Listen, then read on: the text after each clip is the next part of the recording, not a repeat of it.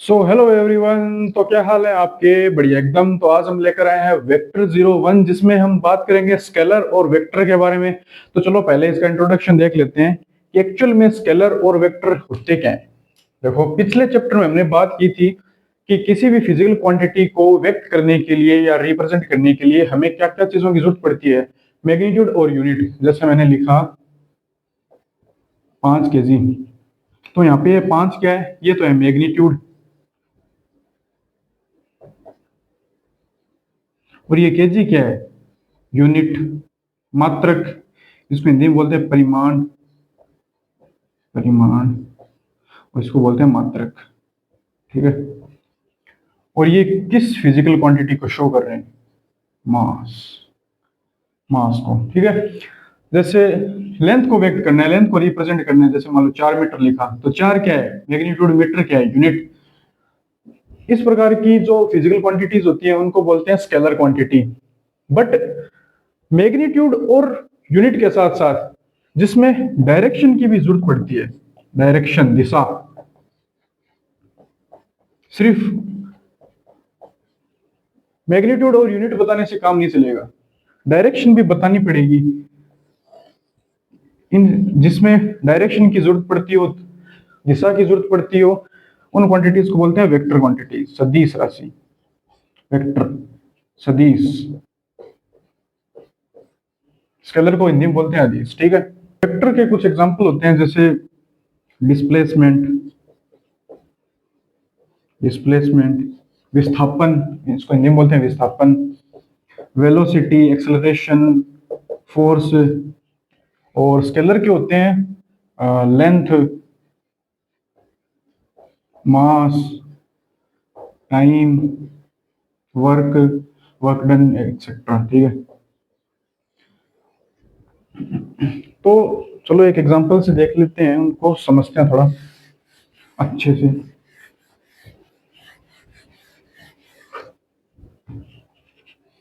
एक एग्जांपल है, देखो तुम्हारे सामने। मान लो यहाँ कोई व्यक्ति खड़ा है, ये पॉइंट है ए। ठीक है। और वो पहले बी तक जाता है, बी एक पॉइंट है, फिर बी से सी तक जाता है। ठीक है। पहले ए पे खड़ा था, फिर वो बी पे गया, फिर सी पे गया। ठीक है। तो यहाँ पे इसने दूरी तय की, डिस्टेंस तय की 3 मीटर, और यहाँ पे इसने तय करी 4 मीटर। तो इस व्यक्ति, कोई मान लो व्यक्ति है, रमेश नाम मान लो, चलो रमेश। ठीक है। रमेश ने ए से बी जाने में दूरी तय करी 3 मीटर, बी से सी जाने में दूरी तय करी 4 मीटर। तो रमेश ने कुल कितनी दूरी तय करी? 4 और 3, 7 मीटर। दूरी कितनी आई? दूरी 7 मीटर। अब ये ए से सी तक सीधा भी तो जा सकता था, है ना? ए से सी तक सीधा जा सकता था, यानी ये क्या है? शॉर्टेस्ट डिस्टेंस है, shortest distance, shortest distance, shortest distance, smallest distance, यानी सबसे छोटी दूरी, सबसे छोटी दूरी। सबसे छोटी दूरी किनके बीच में? प्रारंभिक और अंतिम बिंदु के बीच में, shortest distance between initial and final point. ठीक है। तो ये जो शॉर्टेस्ट डिस्टेंस है ना, इसको बोलते हैं displacement. Displacement, displacement, speed, velocity, इन सब की हम बात करेंगे। ये वेक्टर, और ये वेक्टर वाला चैप्टर हो जाए, इसके बाद हम इन्हीं की बात करेंगे। ठीक है। थोड़ा एक बार इसको बस नॉर्मली समझ लो। डिस्प्लेसमेंट, शॉर्टेस्ट डिस्टेंस को ही डिस्प्लेसमेंट बोलते हैं, विस्थापन। सबसे छोटी दूरी को ही डिस्प्लेसमेंट, विस्थापन बोलते हैं। तो ये तो आपको आता ही है। कौन सी प्रमेय लगाओगे? पाइथागोरस प्रमेय। पाइथागोरस प्रमेय से इसको सोल्व करोगे तो एसी, एसी का स्क्वायर बराबर बीसी का स्क्वायर प्लस एबी का स्क्वायर। ठीक है। ये तो आता ही है, बहुत ही आसान सी चीज है, एसी। ठीक है। यहाँ पे रूट लग जाएगा। बीसी स्क्वायर कितना है? 4, 4 का स्क्वायर 16, प्लस 3 का स्क्वायर 9, 16 और 9 25 होते हैं। 25 का रूट करोगे, ठीक है, ये 25 का रूट करोगे, कितना आ जाएगा? 5 मीटर। तो ये 5 मीटर क्या आया? डिस्प्लेसमेंट आया। देख रहे हो? डिस्प्लेसमेंट। डिस्प्लेसमेंट विस्थापन, डिस्प्लेसमेंट कितना है 5 मीटर। तो अब इस डिस्प्लेसमेंट को बताने के लिए हमें क्या बतानी पड़ेगी, डायरेक्शन। तुम सीधा सीधा ये नहीं बता सकते कि भाई चलो 5 मीटर बता दिया हो गया काम, यूनिट और मैग्नीट्यूड बता दिया, नहीं, डायरेक्शन बतानी पड़ेगी। कैसे बतानी पड़ेगी, एक्चुअल में विस्थापन क्या होता है, डिस्प्लेसमेंट क्या होता है, शॉर्टेस्ट डिस्टेंस। तो शॉर्टेस्ट डिस्टेंस मुझे बताना है कि ए से सी तक शॉर्टेस्ट डिस्टेंस कैसे है, तो मुझे ये बताना पड़ेगा कि भैया देखो इस तरफ चलोगे ना, किस तरफ, इस तरफ चलोगे ना, ए से इस तरफ नहीं, इस तरफ नहीं, इस तरफ चलो, आप किस ए से सी की तरफ इस तरफ चलोगे ना, तो क्या आ जाएगा, शॉर्टेस्ट डिस्टेंस। ठीक है, किसी से आप पूछते हो कि भैया इधर तो बहुत लंबा रास्ता है, मुझे थोड़ा शॉर्टकट बता दो, तो बताता नहीं कि भैया आप इधर से होके इधर से लेफ्ट लेके राइट लेके ऐसे। तो वही है बस, शॉर्टेस्ट डिस्टेंस बताने के लिए आपको क्या बतानी पड़ेगी, डायरेक्शन। तो जहां पे डायरेक्शन मैटर करती है, जहां पे डायरेक्शन बतानी पड़ेगी, वो क्या होता है, वेक्टर क्वांटिटी। तो डिस्प्लेसमेंट क्या है, वेक्टर क्वांटिटी है। हमें बताना पड़ रहा है देखो ए से सी की तरफ इस तरफ चलो, तो क्या हो गया, ये डिस्प्लेसमेंट क्या हो गया, वेक्टर क्वांटिटी। ठीक है, चलो एक एग्जांपल से समझते हैं, एक और एग्जांपल लेते हैं।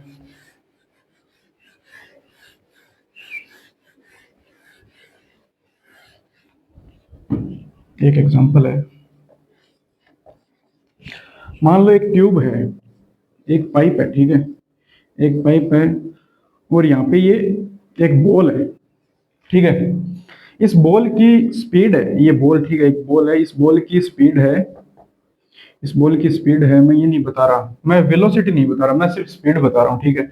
स्पीड है 3 मीटर पर सेकेंड। अभी देखेंगे 3 मीटर पर सेकेंड, और ये जो पूरी ट्यूब है, ये पूरी ट्यूब, पूरी ट्यूब, ठीक है, ये पूरी ट्यूब जो चल रही है वो चल रही है 4 मीटर, सॉरी 4 मीटर पर सेकेंड। अब मैं पूछता हूं कि एक सेकंड बाद, देखो 4 मीटर पर सेकंड यानी एक सेकंड में 4 मीटर दूरी तय करेगी, ठीक है।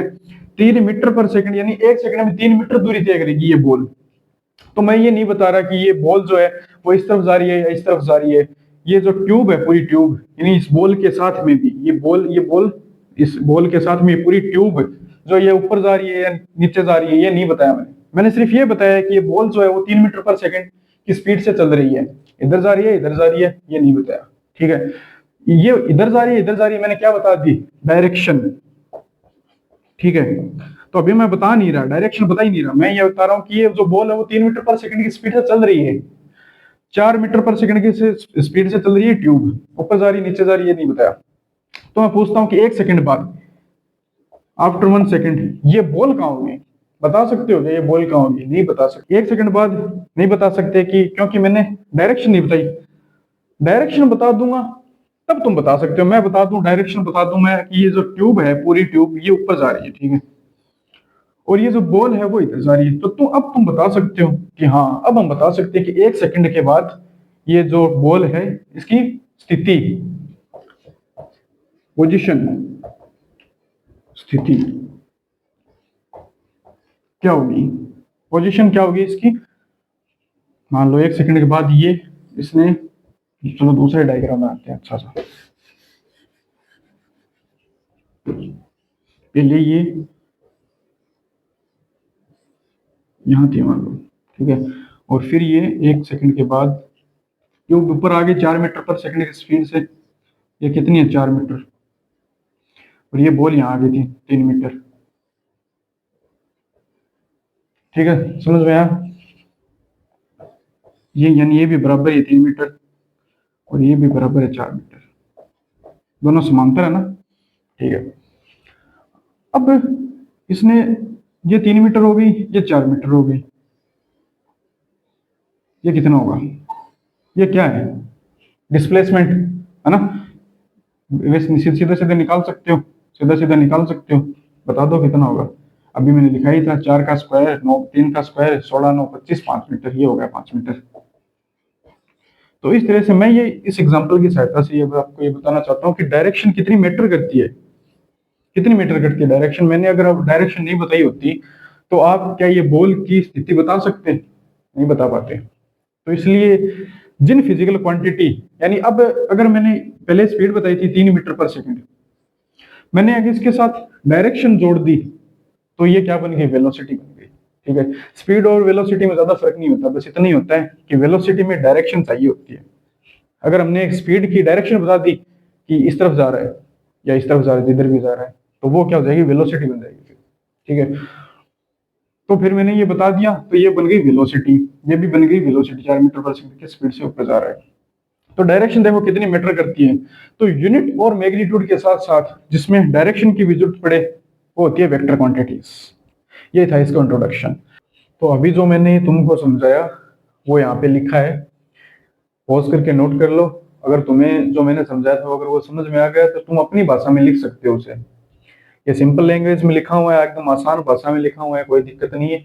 बट अगर तुम अपनी भाषा में लिखना चाहो तो अपनी भाषा में लिख सकते हो। चलो पॉज करके नोट कर लो ये। तो ये स्केलर क्वांटिटी और वेक्टर क्वांटिटी अदिश राशि और सदिश राशि की परिभाषाएं हैं, डेफिनेशंस हैं। ये पॉज करके नोट कर लो। ये वही चीजें लिखी है जो अभी हमने समझी थी, अभी हमने बात करी थी उनके बारे में। तो ये पॉज करके नोट कर लो आप। तो अब देख लो रिप्रेजेंटेशन ऑफ वेक्टर, सदिशों का निरूपण, कि सदिशों को कैसे हम रिप्रेजेंट करते हैं, कैसे हम व्यक्त करते हैं। तो पहला पॉइंट है each vector quantity is represented by a straight line segment. प्रत्येक सदिश राशि को एक सरल रेखाखंड द्वारा निरूपित करते हैं। दूसरा पॉइंट है an arrowhead is marked at one end of this line segment. इस रेखाखंड के आगे वाले सिरे पर एक तीर का निशान लगाया जाता है। ठीक है, तीसरे पॉइंट में आप देख सकते हो the front end of the line segment is called the head and tip and the back end is called the tail. ठीक है, समझ आ गया, इतना आसान सी चीज है एकदम। चौथा पॉइंट है the magnitude of a vector is directly proportional to the length of the line segment. ये अच्छा है।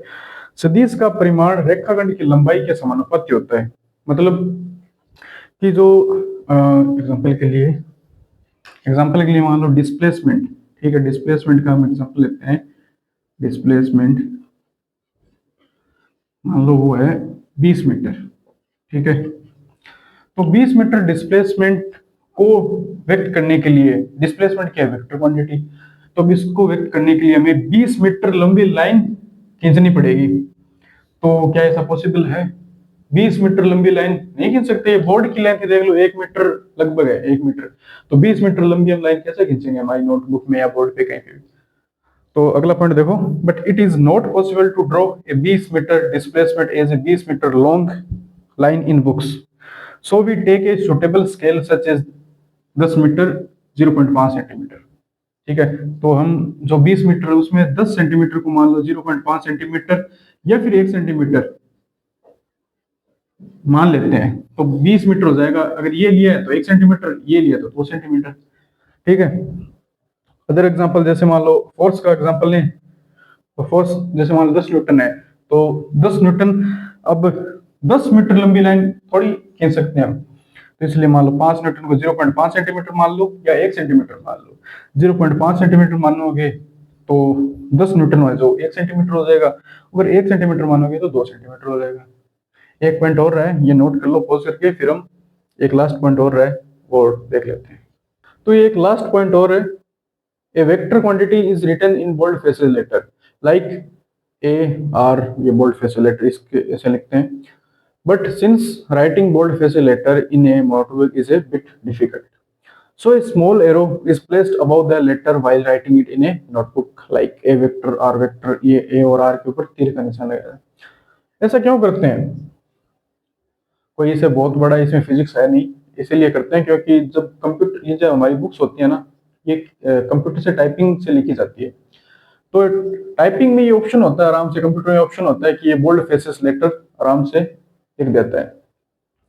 कंप्यूटर को इनमें कम एफर्ट लगता है और हमें इनमें कम एफर्ट लगता है, तो हम इसको लिखते हैं और कंप्यूटर इसको लिखता है।